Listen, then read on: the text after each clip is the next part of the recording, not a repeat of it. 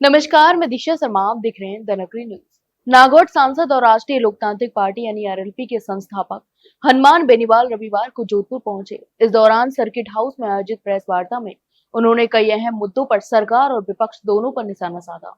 उन्होंने कहा कि एसआई भर्ती परीक्षा में हुए पेपर लीक मामले पर अब सबकी नजरें हाईकोर्ट के फैसले पर टिकी हुई हैं। यदि अदालत के निर्णय से युवाओं को संतोषजनक समाधान नहीं मिलता है तो आरएलपी आंदोलन का रास्ता अपनाएगी।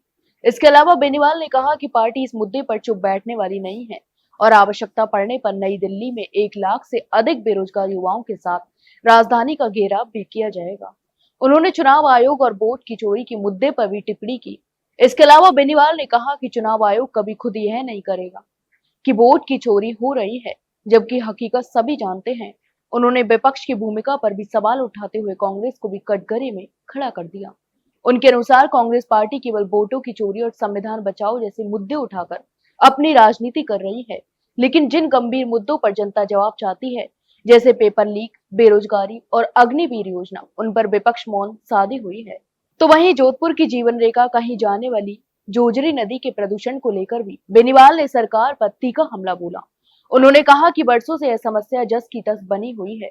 दोनों ही प्रमुख राष्ट्रीय दलों ने केवल इस मुद्दे पर राजनीति की है, लेकिन कभी स्थायी समाधान की दिशा में ठोस कदम नहीं उठाया। उन्होंने आश्वासन दिया कि अब आरएलपी किसानों और आमजन की आवाज बनेगी और जोजरी नदी को प्रदूषण से निजात दिलाने का संकल्प लेकर मैदान में उतरेगी।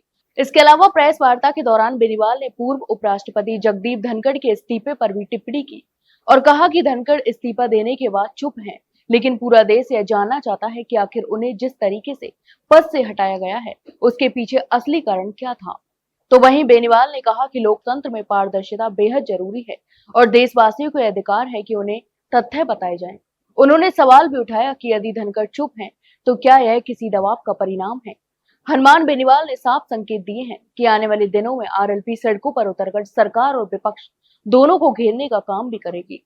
उन्होंने कहा कि प्रदेश की जनता अब खोखले वादों से थक चुकी है और वास्तविक मुद्दों पर जवाब चाहती है। तो वहीं पेपर लीक घोटाले से निराश युवा, जोजरी नदी के प्रदूषण से परेशान किसान और वोटों की चोरी से आहत मतदाता अब परिवर्तन चाहते हैं।